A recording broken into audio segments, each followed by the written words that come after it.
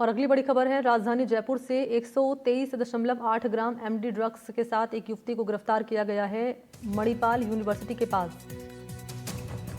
ये युवती ड्रग्स बेचने आई थी और जो ड्रग्स बरामद हुआ है उसकी इंटरनेशनल मार्केट में जो रकम बताई जा रही है वो है 6 लाख रुपए। छोटे छोटे पाउच में ये ड्रग्स पैक किए गए थे और युवती जो ये ड्रग्स बेचने के लिए पहुंची थी उसे गिरफ्तार कर लिया गया है। तो जयपुर में कॉलेज के पास नशे का सामान युवती ये बेचने आई थी जिसे धर दबोचा है पुलिस ने। एनसीबी ने कार्रवाई की है। जोधपुर टीम को युवती के पास से 6 लाख के एमडी ड्रग्स मिले हैं।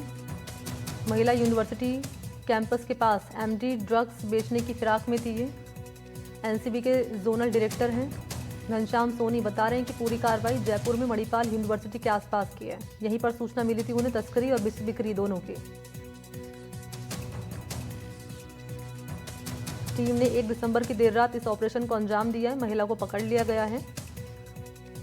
कार्रवाई में जयपुर के बगरू पुलिस थाने के स्थानीय पुलिसकर्मियों ने सहयोग किया है और 123.8 ग्राम एमडी ड्रग्स के साथ ये युवती जिसे गिरफ्तार कर लिया गया है।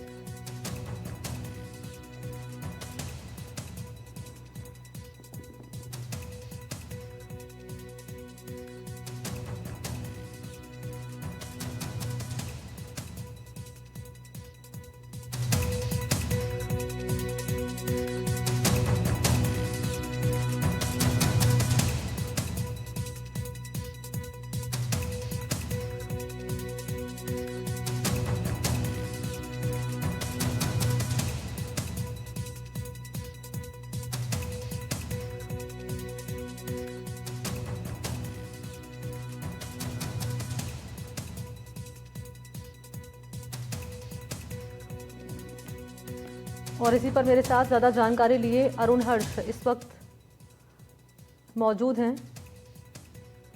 अरुण, क्या है पूरी खबर?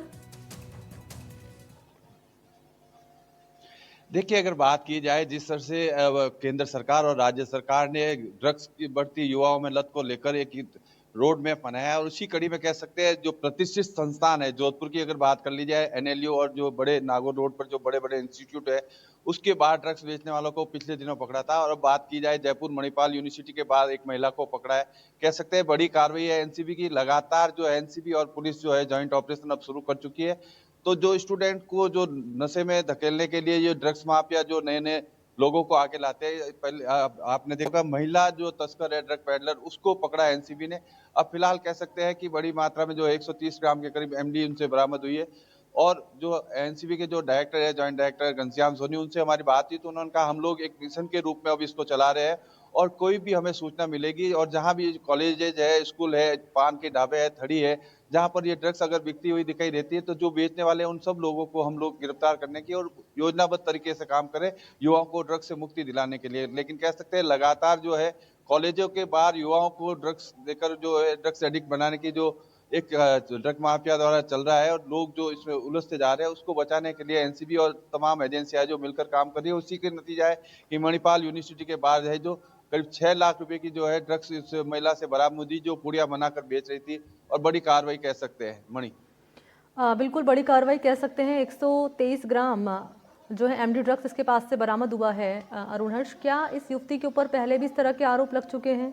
क्या ये तस्करी के इस कारोबार में लिप्त बताई जा रही है? क्या कह रही है पुलिस की टीम इसको लेकर?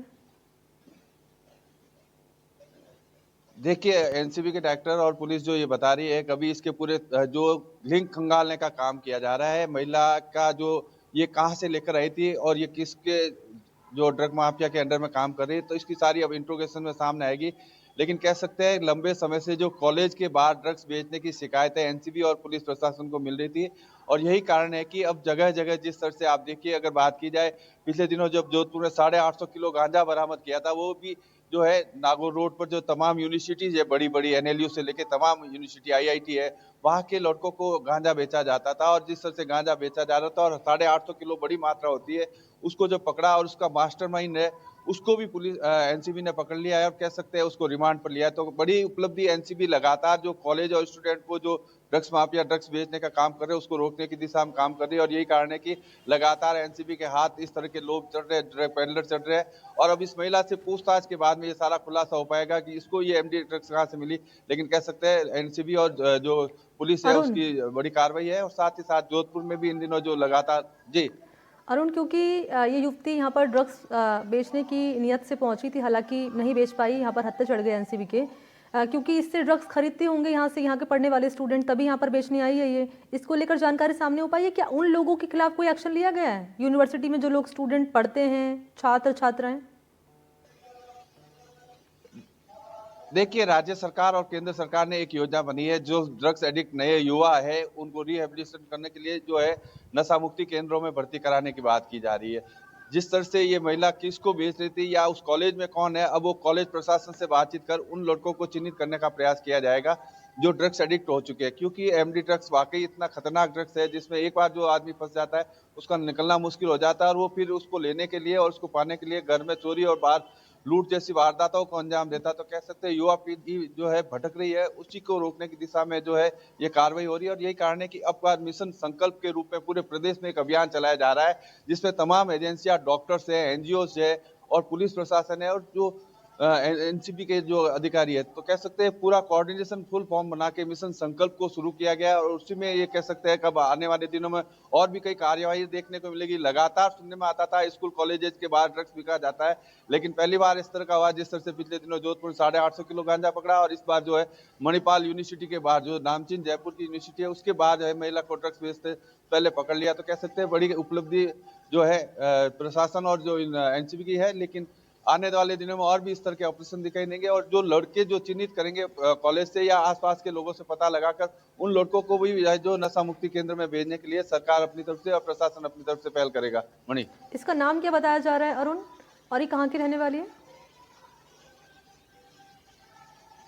ये गुज्जर है और ये जयपुर की ही रहने वाली है। इनके पिता की डेथ हो चुकी है, लेकिन कह सकते हैं कि अभी जिस तरह से जो है एनसीबी पूरा खुलासा नहीं कर रही, लेकिन कह सकते हैं गुज्जर जाति की ये महिला है और इसका नाम संभवतः सुशीला बताया जा रहा है। अभी कंफर्म नहीं है, लेकिन मैं कुछ देर बाद में बता पाऊंगा। लेकिन कह सकते हैं महिला को जो है गुज्जर जाति की है और ये जो जिस तरह से ड्रग्स बेचने आई थी उसके ऊपर लंबे समय से एनसीबी की निगाह टिकी हुई थी। इसके बारे में पुख्ता सूचना मिलने के बाद जो स्थानीय पुलिस के सहयोग से इन्होंने जो है इस महिला को पकड़ा है और कह सकते हैं इससे जो ड्रग्स बरामद हुई है उसकी भी पुष्टि जो है एनसीबी ने कर दी, क्योंकि ड्रग्स पकड़ने के साथ लैब में पुष्टि करनी पड़ती है और यही कारण है कि एनसीबी का संसाधन कम होने के बावजूद उन्होंने पुष्टि की। और एनसीबी के ज्वाइंट डायरेक्टर घनश्याम सोनी ने हम लोगों को बताया था कि किस तरह से इस महिला के पीछे लंबे समय से हमारी टीम लगी थी और आखिर जाकर जो है इस यूनिवर्सिटी के बाल ड्रग्स बेचने से पहले उसको गिरफ्तार कर लिया है। क्योंकि मणिपाल यूनिवर्सिटी के आसपास ही पकड़ी गई है एमडी ड्रग्स बेचते हुए। अरुण हर्ष, क्या इससे पहले ये पहली मर्तबा है या इससे पहले भी कहीं यूनिवर्सिटी या कॉलेज के आसपास इसको देखा गया है,